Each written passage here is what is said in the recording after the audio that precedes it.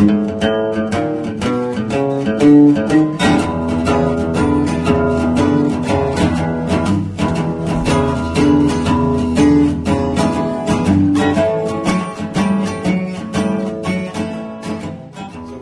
about black children and children of color, particularly black children. Let's focus on that because they're 3 times more likely to live in a poor family than their white counterparts.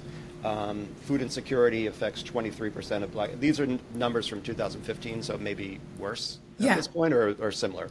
Yeah.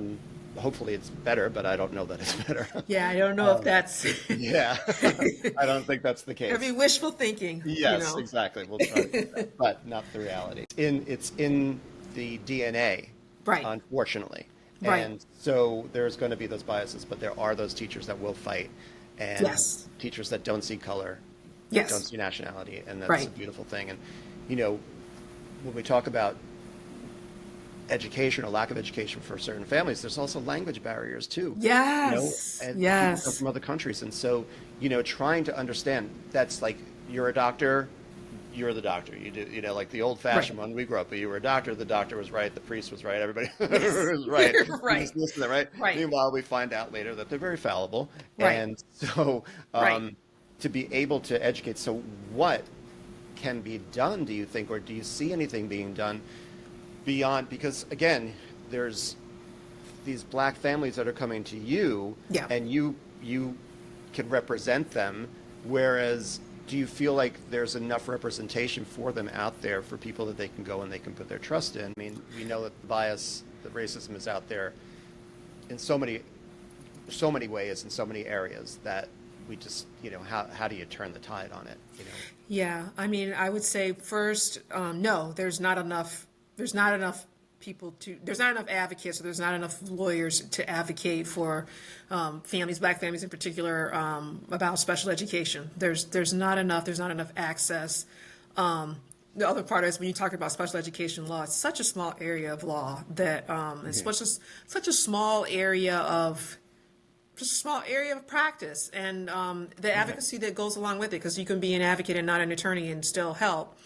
But the other part is that it's a complex area of law. So finding the right help is also a challenge. There's a lot of people that know anyone that can help is great, but sometimes people don't know special education as well as they think they do, and sometimes it ends up being more harm than good for parents. But I do understand what they're saying when they say that there's there's kids that aren't being identified that should be identified. And I think I feel like, let's say I go to an IEP meeting. My client has found me and decided that, they want to have me come to a meeting. We go, the child is identified, and just take out whether it's the right identification or not, but this child is put in special education. Right. But then as I'm walking out, I see some kid having a meltdown or something like that, and I'm like, I wonder, are they getting services, or do they have someone that is going to help them get services? Yes. I honestly believe that they shouldn't have to always have an advocate. I mean, there's times that we're going to parents and schools are going to disagree, but at the heart of it, it should be a collaborative effort for the kid, I feel like almost like when you go to court, that if you don't have a lawyer will be appointed to you, right? So when you go to a CSE meeting or an IEP meeting, you don't have an advocate will be appointed to you. And that's, for me, how it should be, that advocates should always be present, and you can have the option of saying, I'm good, or have the option of at least talking to an advocate prior to prepare you for the meeting, and have them there, that lifeline there for you. Right? Yeah, I love that idea. I really do. It really should be.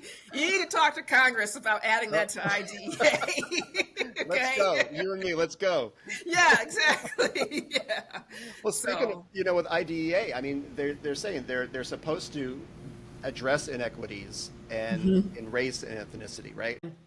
Evaluations do have biases in it that could skew how a child is identified or how a child is looked at or assessed. So evaluations that evaluations, policies, procedures, those things need to be looked at again, and they need to be constantly looked at. This needs to be it's not a one and done. Right, It has right, to right. be constantly reviewed to figure out, are we really evaluating this child in the best way? Give me an example of how something could be wrong. My Yes, mom, please. she does the Woodcock-Johnson, which is an educational Yep. assessment to identify if a child has needs on, academic needs that qualify for special education. But so in that test, one of the things you have to do is kind of like identify pictures, and she's like, there's no randomness. You can't say you can't say if the word they have to say is hen, it has to be hen. It can't be chicken. I looked it up. It says the Partnership for Assessment of Readiness for College and Careers. Yes, yes. And so it assesses mathematics and English language arts literacy, ELA, Yep. based on the Common Core standards. Yeah, So based on the that's Common Core standards, right? right. Yeah. So that's what it is. People wanted Yes. to know. Thank you for that. Oh yeah, absolutely. It's nice to have an iPad next to me. So. Right. Multiple technology. When we talk about, you've implied basically what you do, but maybe you could speak more to the specifics of what you do when you're helping families. Yes. So, as a special education attorney, I've been a special education attorney for. Let's see, I've been practicing. I will just say this: most of my career has been. I've been practicing for 18 years. So, Okay. I would say 14 of those years involve special education. So when you take other student characteristics, notably family income and achievement, into account, racial and ethnic minority students are less likely to be identified for special education than white students. Now, is that because of access? Is it because of the confusion, the misunderstanding of what's going on, the missing, like this child's lack of reading ability, right? It was missed. Are there things in the works that are so wrong and so misguided at this point and not done well when it comes to dealing with minorities that they're missed? Because it goes against pretty much all the other studies that say, right, there's a larger proportionality of blacks in special education to be identified as special ed.